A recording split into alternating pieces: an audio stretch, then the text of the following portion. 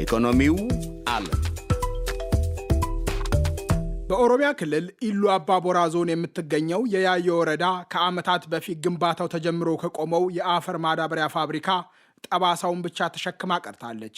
ከአዲስ አበባ ወደ መቱ በሚያመራው አውራ ጎዳና ውጠቴ ከተባለ ቀበሌ ከያየው ጥብቅ ደን አጠገብ የገረጣ ጅምር ግንባታ ከሳተላይት ጭምር ይታያል። የግብርናና የተፈጥሮ ሀብት ባለሙያው ማቴዎስ በቀለ ተወልደው ባደጉበት ያየው ወረዳ ታቅዶ የነበረው ግንባታ በጊዜው በቅርቡ ይጠናቀቃል ከተባለለት የታላቁ የህዳሴ ግድብ የኃይል ማመንጫ ቀጥሎ በግዙፍነቱ ሁለተኛ ነበር። ከአንድ 2-3 ወር በፊት እዛ ነበር። የሚያሳዝን ነገር ነው። ሳር በቅሎበት የተገነባው ህንፃዎች ፈርሰው እዛ ያሉት ማቴሪያሎች ዝገው፣ ሌላው ደግሞ በተደራጁ ኃይሎች ተሰርቀውም እና የሚያሳዝን ነገር ነው ያለው። ያዮ ለአፈር ማዳበሪያ ፋብሪካ ግንባታ የተመረጠችው በአካባቢው በተገኘ የድንጋይ ከሰል ክምችት ሳቢያ ነው። የአዋጭነት ጥናት የተከናወነው ቻይና ኮምፕላንት በተባለ ኩባንያ አማካኝነት በ1999 ሲሆን ፋብሪካውን ለመገንባት እስከ 4 ዓመታት የሚፈጅ መሆኑ ተደርሶበታል። ጥናቱን የሚያውቁ ባለሙያዎች እንደሚሉት በዓመት እስከ 500 ሺህ ቶን የናይትሮጅን ማዳበሪያ ከያዮ የድንጋይ ከሰል ለማምረት የሚችለውን ፋብሪካ ለመገንባት ከ787 ሚሊዮን ዶላር በላይ ይፈጃል ተብሎ ነበር። ይሁንና በኢትዮጵያ መከላከያ ሰራዊት ስር የተቋቋመው የብረታ ብረትና ኢንጂነሪንግ ኮርፖሬሽን ወይም ሜቴክ ጥናቱን በመከለስ የፋብሪካውን ግንባታ በ2 ዓመታት ለማጠናቀቅ ሐሳብ እንዳቀረበ የፌዴራል ዋና ኦዲተር መስሪያ ቤት ለሕዝብ ተወካዮች ምክር ቤት ያቀረበው ሰነድ ያሳያል። በወታደሮች ይመራ የነበረው ሜቴክ የሚቻል መሆኑ ሳይረጋገጥ በ2004 ግንባታ መጀመር የሚያስችለውን ውል ተፈራረመ። የሜቴክ እቅድ ከመነሾው በ11 ቢሊዮን ብር በ2 ዓመታት ግንባታውን አጠናቆ በ2006 ለማስረከብ ነበር። ሜቴክ ለስራው ከተመደበው ገንዘብ ውስጥ እስከ ሰኔ 2008 ድረስ 5.7 ቢሊዮን ብር ገደማ ቢከፈለውም የተከናወነው ግንባታ 42 በመቶ ብቻ እንደሆነ የፌዴራል ዋና ኦዲተር መስሪያ ቤት አስታውቋል። ከዚህ በተጨማሪ የፕሮጀክቱ ባለቤት ለስራው ለተበደረው ገንዘብ እስከ የካቲት 2008 ድረስ ብቻ 1.8 ቢሊዮን ብር ወለድ ከፍሏል። የማዳበሪያ ፋብሪካ ግንባታው ከረዥም ውዝግብ በኋላ ሲቆም የፕሮጀክቱ ባለቤት የነበረው የኬሚካል ኢንዱስትሪ ኮርፖሬሽን ዕዳ ውስጥ ከተዘፈቁ የመንግስት የልማት ድርጅቶች አንዱ ሆኗል። ዳፋው ግን የእርሻ መሬታቸውን ለመልቀቅ ለተገደዱ የአካባቢው ገበሬዎች ጭምር የተረፈ ነው። የአካባቢው ማህበረሰብ ከአርሶ አደርነት ወደ ቀን ሰራተኛነት ተቀይሮ ህይወቱ ከነበረበት በታች አዘቅት ውስጥ ገብቶ እየኖረ ነው። አገሪቷም ደግሞ እንግዲህ ያንን ሁሉ ኢን ቢሊየንስ ገንዘብ አስሳበት ያለምንም ውጤት ቀርቷል ማለት ነው። ስለዚህ ምርት ሲሰጥ የነበረውም ያ መሬት አሁን ላይ ከምርት ሰጪነት ወጥቶ ያለምንም ነገር ድንጋያማ ሆኖ ቁጭ ብሏል ማለት ነው። ገበሬዎች አስለቅሶ ኢትዮጵያን ለከፍተኛ ዕዳ የዳረገውን ጅምር ግንባታ የሞሮኮው የፎስፌትና የኬሚካል አምራች ኦሲፒ ግሩፕ በሽርክና ለማጠናቀቅ ከስምምነት መድረሱን የኢትዮጵያ መንግስት ባለስልጣናት በሚያዝያ 2011 ቢያስታውቁም ያቀዱት አልተሳካም። የሞሮኮ ኩባንያ በድሬዳዋ በ2 ምዕራፍ የማዳበሪያ ፋብሪካ ለመገንባት ከቀድሞው ጠቅላይ ሚኒስትር ኃይለማርያም ደሳለኝ መንግስት ጋር ስምምነት ተፈራርሞ ነበር። ስምምነቱ ተግባራዊ ቢሆን ኖሮ በ2.4 ቢሊዮን ዶላር የሚገነባው የፋብሪካው የመጀመሪያ ምዕራፍ ብቻ 2.5 ሚሊዮን ቶን ማዳበሪያ ያመርት ነበር። ስምምነቱ በሁለተኛው ምዕራፍ የፋብሪካውን ኢንቨስትመንት ወደ 3.7 ቢሊዮን ዶላር የማምረት አቅሙን በአንጻሩ በዓመት ወደ 3.8 ሚሊዮን ቶን ማሳደግን የሚያጠቃልል ነው። ፋብሪካው ቢገነባ ኖሮ የኢትዮጵያ ባለስልጣናት ሀገሪቱ ከውጭ ከምትሸምተው የአፈር ማዳበሪያ 80 በመቶውን ያመርታል የሚል እምነት ነበራቸው። ኢትዮጵያ በ2016 በጀት ዓመት ከዓለም ገበያ 20 ሚሊዮን ኩንታል የአፈር ማዳበሪያ አስገብታለች። እየተገባደደ በሚገኘው 2017 በአንጻሩ የሀገሪቱ ፍላጎት በ20 በመቶ ገደማ ጨምሮ ኢትዮጵያ የምትሸምተው ማዳበሪያ ወደ 24 ሚሊዮን ኩንታል ከፍ ይላል። ለዚህ ሀገሪቱ 1.3 ቢሊዮን ዶላር ወጪ እንደምታደርግ የግብርና ሚኒስትሩ ግርማ አመንቴ ከጥቂት ወራት በፊት ለሕዝብ ተወካዮች ምክር ቤት አባላት ተናግረዋል። በአማካይ ከምንገዛው ማዳበሪያ 25 ከመቶ ለበጋና ለመስኖ የሚፈለግ ነው። ወደ 20 ከመቶ አካባቢ ለበልግ ወቅት ይፈልጋል።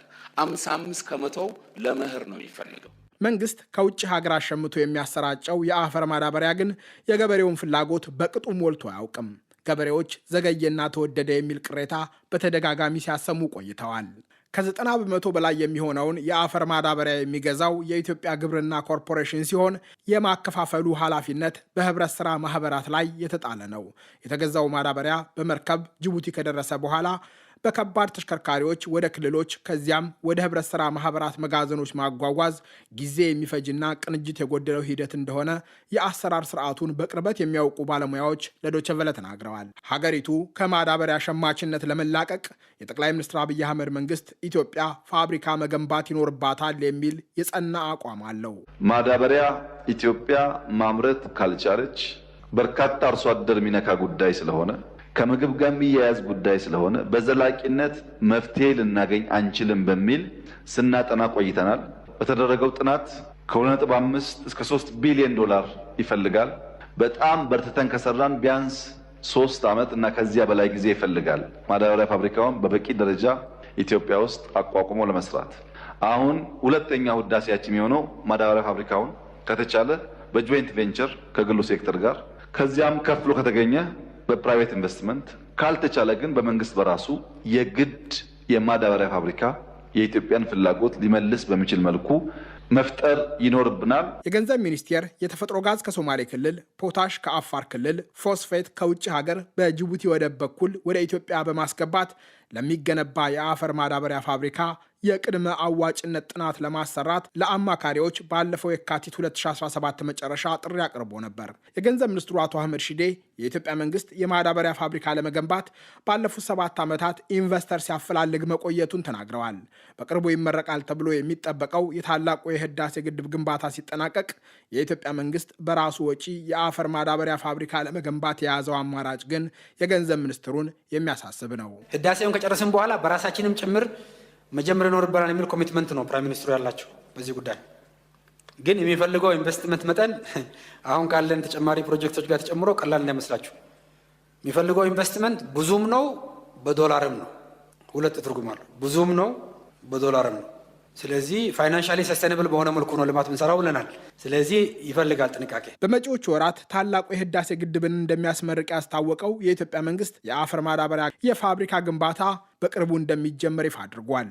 መንግስት በተደጋጋሚ ሞክሮ ያልተሳካለትን የፋብሪካ ግንባታ በናይጄሪያዊው ባለጠጋ አሊኮ ዳንጎቴ አማካኝነት ለማሳካት ተስፋ እንደሰነቀ ጠቅላይ ሚኒስትር አብይ አህመድ በህዝብ ተወካዮች ምክር ቤት የሰጡት ማብራሪያ ይጠቁማል። የማዳበሪያ ፋብሪካ ከተለያዩ ኃይሎች ጋር ስንነጋገር የቆየን ቢሆንም በመጨረሻ የአፍሪካን ልማት የራሱ ልማት አድርጎ የሚያስብ ኢትዮጵያም በተለያዩ አፍሪካ ሀገራት ብዙ ኢንቨስትመንት ያለው የናይጄሪያ ባለሀብት አሊኮ ዳንጎቴ ጋር ድርድር ጨርሰን የጋዙን ምርት ለገበያ መዋል ስንጠብቅ ነበር። በቅርቡ አሊኮ ዳንጎቴም ሲመላለስ የነበረው ለዚሁ ጉዳይ ነው።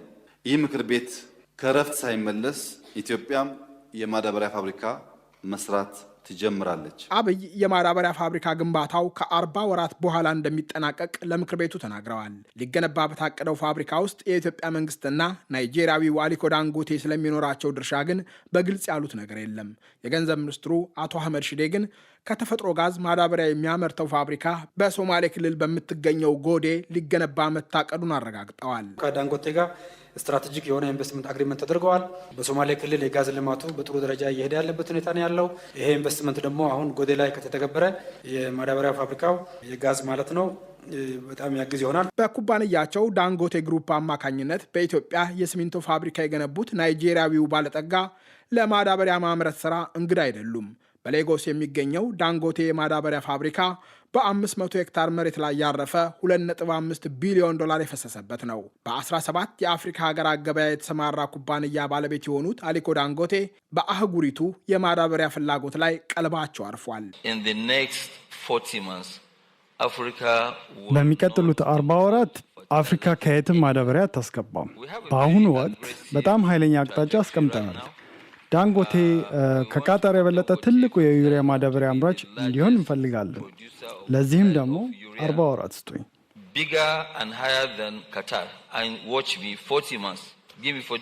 አድማጮች፣ የዛሬው መሰናዶ ተጠናቀቀ። እሸቴ በቀለ ነኝ። ጤና ይስጥልኝ።